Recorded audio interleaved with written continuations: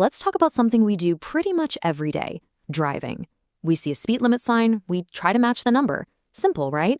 But what if I told you that the whole idea of a safe speed is way more interesting and a lot more complicated than just the number on that sign? So let me just ask you straight up, what is the safest speed to drive? Now, if your brain immediately went to the speed limit, you're not wrong, but you're not entirely right either. See, true safety on the road isn't about hitting a fixed number. It's about a dynamic decision you're making second by second based on everything happening around you. Okay, before we dive into the really surprising stuff, let's start with the danger we all know and understand, driving too fast. And I want to be clear, this isn't just someone's opinion or a friendly suggestion. This is about cold, hard physics. And here's where our intuition can really lead us astray. We kind of think linearly, Go a little faster, the risk goes up a little. But that is not how it works at all.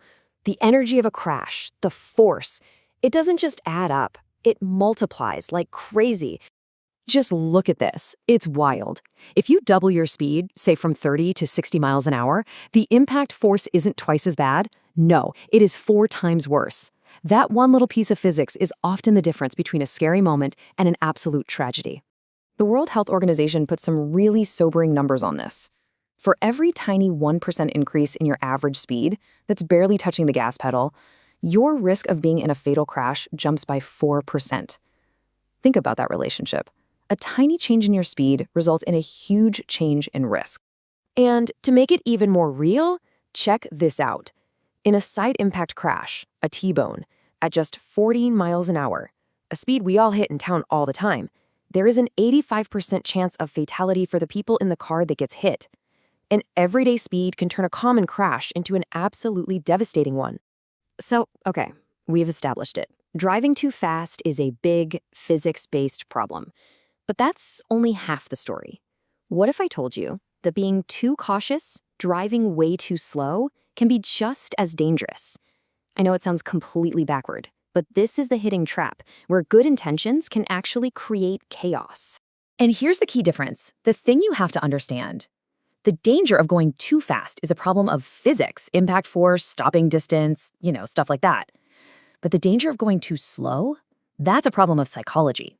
It's about unpredictability, disrupting the flow, and making other drivers frustrated and angry. I mean, think about it. When you're moving way slower than everyone else, you basically become a rolling roadblock. People come up on you way too fast, which is a perfect recipe for a rear-end collision. It makes other drivers angry, and angry drivers do stupid, dangerous things to get around you.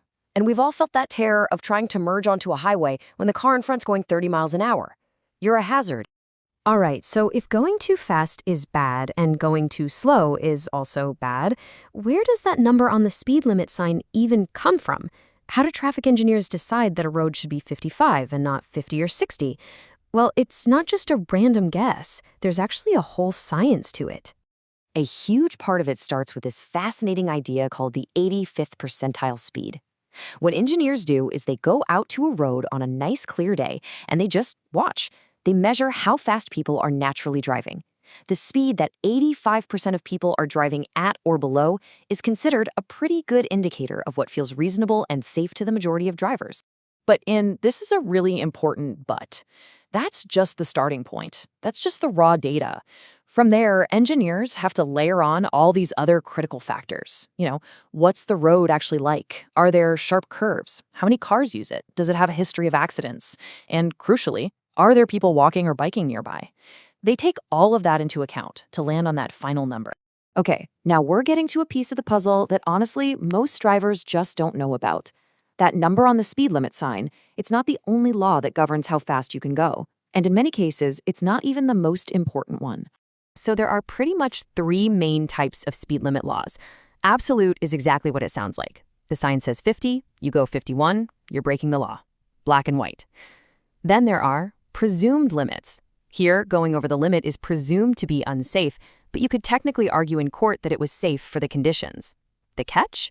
The burden of proof is all on you. And then there's the third one, the real game changer. This is the basic speed law, and it exists in some form just about everywhere. And what it says is powerful. It says you have a duty to drive at a speed that is safe for the current conditions, no matter what the sign says. This law puts the ultimate responsibility, the final judgment call, right on your shoulders. So what do we do with all this? How do we take this information and actually use it every day? Well, it's about shifting your mindset. You're not just a rule follower anymore. You're an active decision maker. So let's build a quick playbook for that. Every single time you're behind the wheel, you should have this mental checklist running in the background.